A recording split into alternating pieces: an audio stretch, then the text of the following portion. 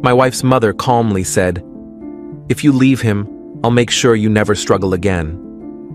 My wife looked at me, then nodded. I didn't argue.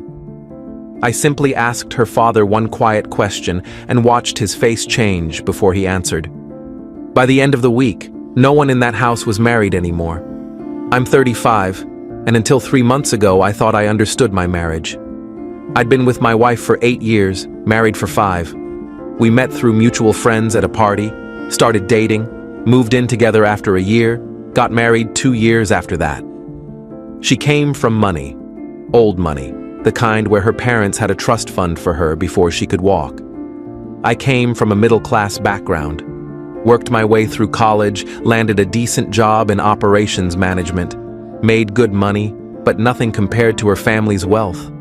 Her mother never liked me. From day one, she made it clear I wasn't good enough for her daughter.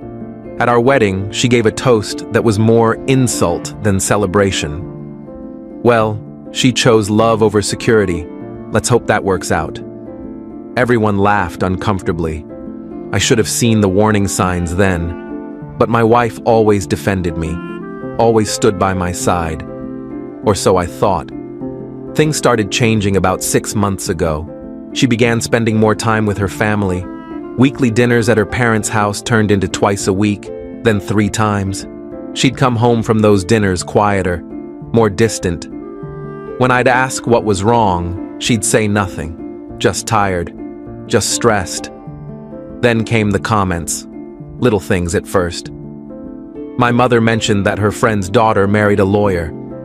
My dad was talking about how important financial security is. "Do you ever think about what our future looks like financially?" I'd reassure her. We were fine. I made good money. We had savings, a nice apartment, 2 cars. We weren't struggling, but the comments kept coming. About 2 months ago, she started acting different, more critical of everything I did, more comparing me to other people, her friends' husbands who made more money, her cousins' partners who came from better families. It felt like death by 1,000 cuts. I tried talking to her about it, asked if something was wrong, if she was happy.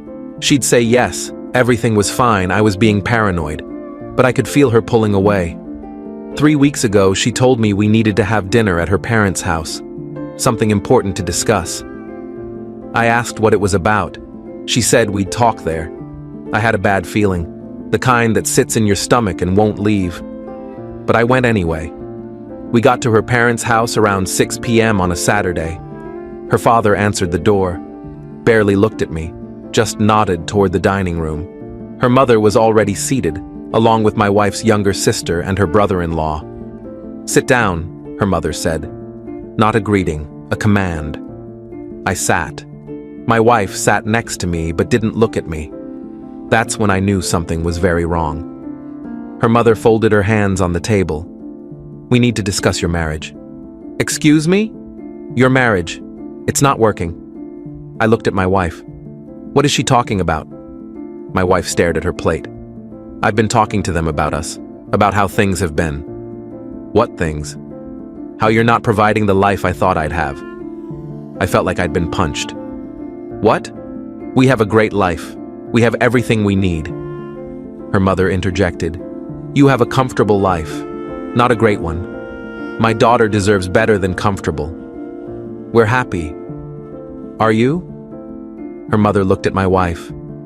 "Are you happy?" My wife hesitated. That hesitation told me everything. "This is insane," I said. "We're fine. We don't need you interfering in our marriage." "I'm not interfering. I'm helping my daughter see reality. You're a decent man, but decent isn't enough. She needs someone who can give her the life she's accustomed to, the life she deserves. She has that life. No, she has a downgrade, and she's realizing it." I turned to my wife. "Is this what you want? Your mother dictating our marriage?" She finally looked at me. Her eyes were cold. "I think she has a point." "A point? We're partners. We built this life together." "You built a middle-class life. I came from more than that. You never seemed to care before. Maybe I was naive. Maybe I thought love was enough. And now? Now I think I need more. Her mother leaned forward. Which is why I'm making you an offer. She looked at my wife. If you leave him, I'll make sure you never struggle again. I'll buy you a condo, set up a trust fund, introduce you to suitable men from appropriate families. You'll have everything you ever wanted. My wife looked at me. Then she nodded. I sat there stunned, waiting for her to say she was kidding, waiting for her to defend me like she always had. But she just nodded, accepted her mother's offer without a second thought. You're serious, I said quietly. I think it's for the best. For the best? We've been together 8 years, married for 5, and you're throwing it away because your mother is bribing you?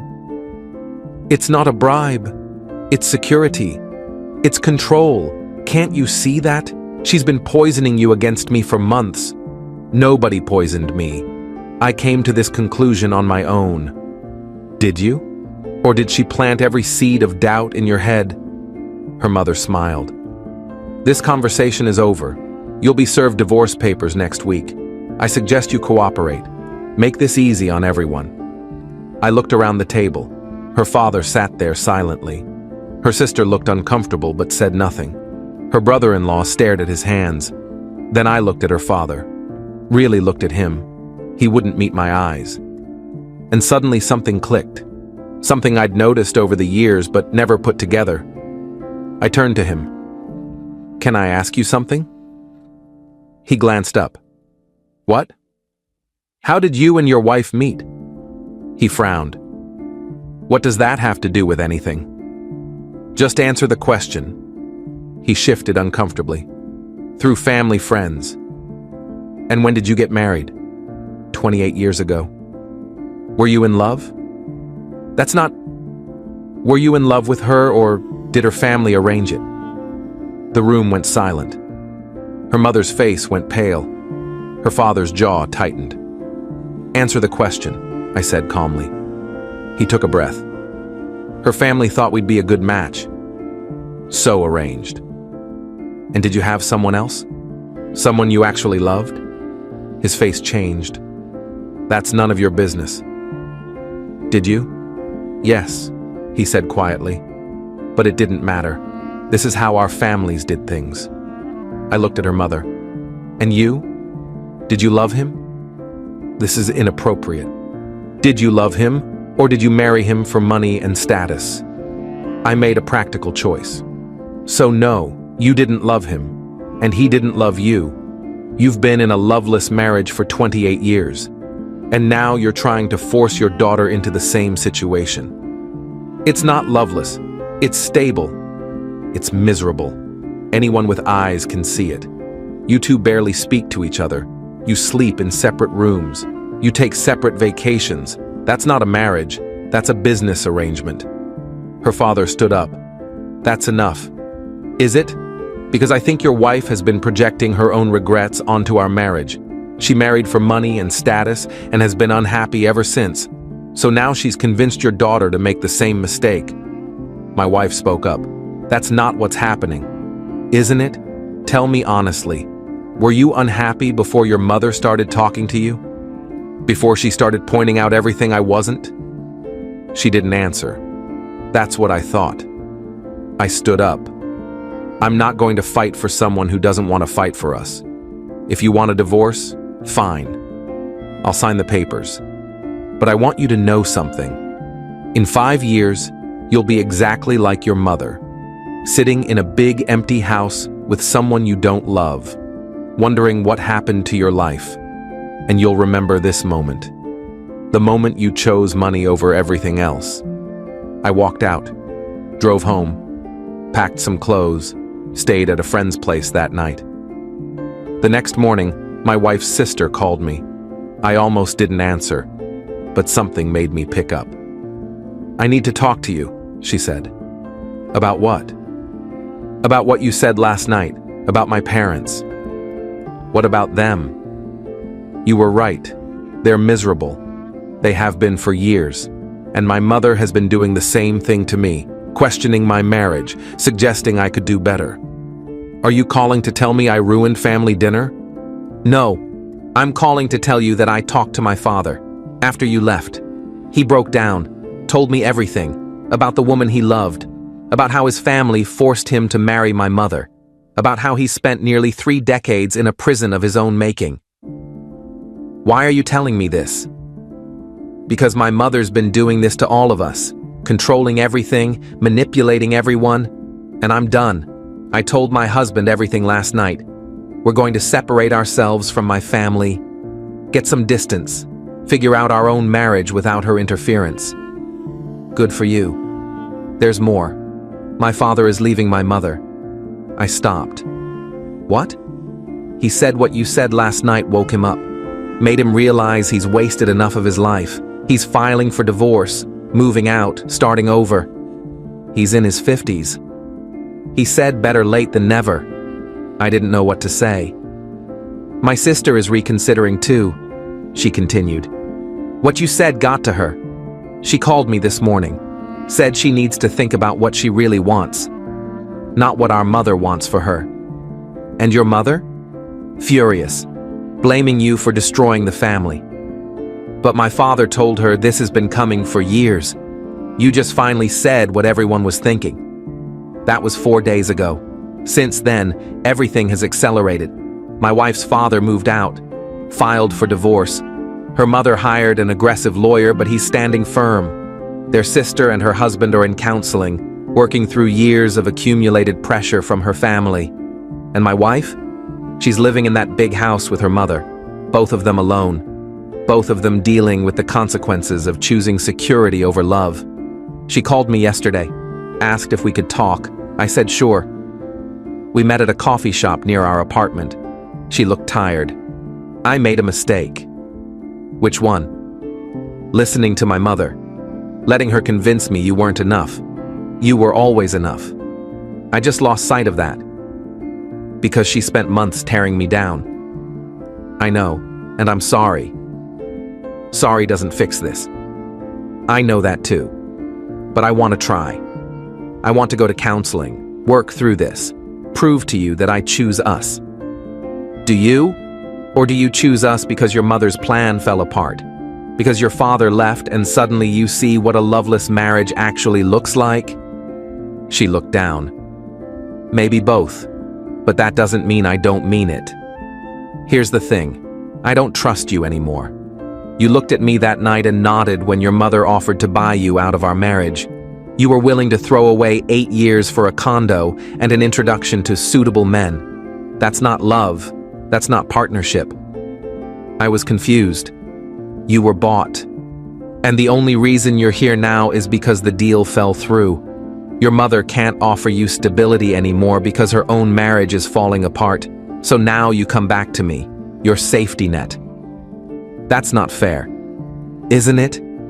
She started crying. Please, I love you. I made a horrible mistake, but I love you. I don't believe you. And I don't want to spend the rest of my life wondering when you'll decide I'm not enough again. When your mother or someone else will convince you to trade up. What are you saying? I'm saying I'll sign the divorce papers. Let's end this cleanly. You can have whatever you want from the apartment. I don't care about furniture or dishes. I just want out. You're giving up? I'm accepting reality. We're not going to work. Not after this. She left the coffee shop crying. I stayed and finished my coffee. Felt nothing. No anger, no sadness, just relief. Relief that I finally saw the truth. Relief that I wasn't going to spend the next 28 years like her father, trapped in a marriage built on everything except love. The divorce is moving forward. She's not contesting it. Her mother is apparently paying for lawyers, but there's not much to fight over. We don't have kids, don't have significant shared assets. It's relatively clean. Her father reached out to me last week, asked if we could meet for drinks. I said yes. We met at a quiet bar downtown. I wanted to thank you, he said. For what? For asking that question, for making me face the truth about my life. I've wasted almost 30 years, but because of you, I'm not wasting the rest. I didn't do anything. You asked the question nobody else would. And you had the courage to walk away when you saw what was happening. I should have done that decades ago. Better late than never. Exactly. He raised his glass. To new beginnings. We drank, talked for a while. He told me about plans to travel, to reconnect with old friends, to maybe even reach out to the woman he'd loved all those years ago. Turns out she never married. He'd looked her up. They'd exchanged a few messages. Were planning to meet. Do you regret it? I asked. The years you lost? Every day. But I'm not going to lose any more. I respect that. Maybe that's what I learned from all this. Life's too short to stay somewhere you're not valued.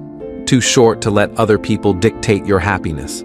Too short to be someone's second choice or safety net. I'm 35, got a good job, good friends, a life ahead of me that I get to build on my own terms. And yeah, it hurts. Ending an 8-year relationship hurts like hell. But it's better than the alternative. Better than staying and slowly drowning in resentment. Better than becoming like her parents. Trapped in a loveless marriage, living separate lives under one roof. My wife made her choice. Her mother made it for her, really. And now they're both dealing with the fallout. I heard her mother is getting destroyed in the divorce.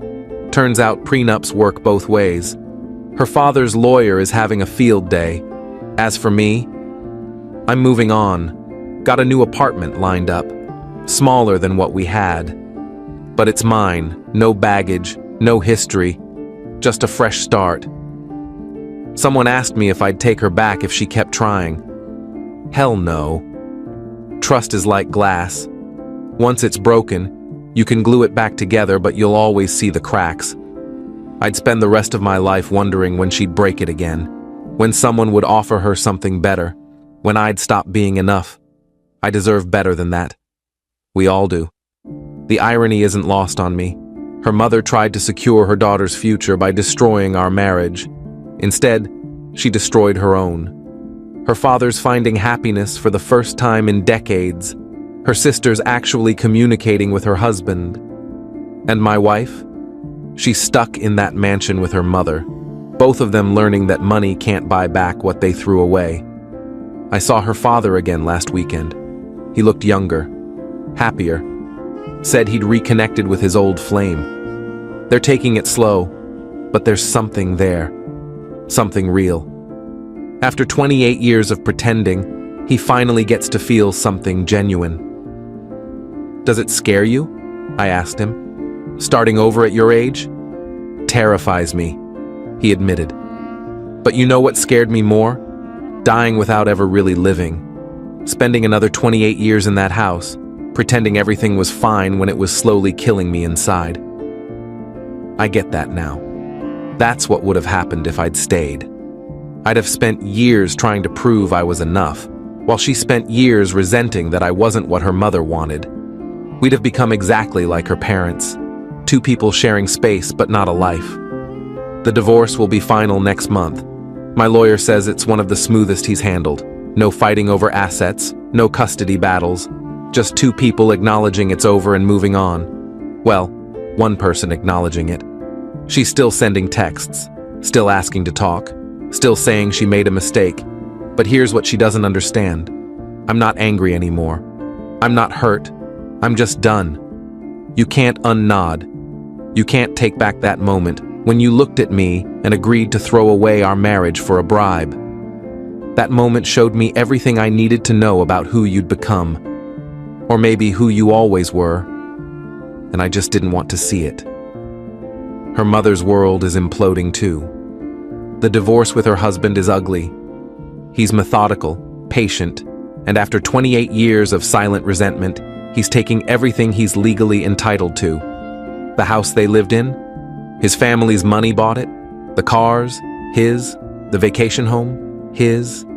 She's learning that marrying for money works both ways, and she's alone. Her daughter's with her, but they're not close. They're just two people who made the same mistake, sitting in separate wings of a too big house, wondering where it all went wrong. I'm not celebrating their misery. I'm just existing separate from it. Building something new, something that's actually mine. I started therapy last month, not because I'm broken, but because I want to understand how I missed the signs, how I let someone's mother slowly poison my marriage while I stood by and watched. My therapist asked me what I learned. I told her I learned that love isn't enough if only one person is fighting, that family interference can destroy even the strongest relationship if you let it, that money and security mean nothing if you're miserable, that sometimes walking away is the bravest thing you can do. I also learned that I have worth, that I don't need to prove myself to anyone, that the right person won't need their mother's approval to love me. They'll just love me. Simple as that. I'm not bitter. I'm not angry. I'm just free. Free from constantly wondering if I'm enough. Free from walking on eggshells. Free from family dinners where I'm measured and found wanting. Free from a marriage that was dying long before anyone admitted it. My ex-wife texted me this morning. Another apology. Another plea to reconsider. I didn't respond. There's nothing left to say. She made her choice that night. I'm just respecting it. Someone asked me if I believe in second chances. I do. For people who make mistakes and learn from them. For people who own their choices. But not for people who only want you back because their plan A failed. Not for people who need to lose you to realize what they had. I'm 35, single, starting over. And for the first time in 6 months, I'm sleeping through the night. No anxiety. No wondering what she's thinking or what her mother's saying. Just peace. That's worth more than any marriage built on conditions and expectations. That's worth everything.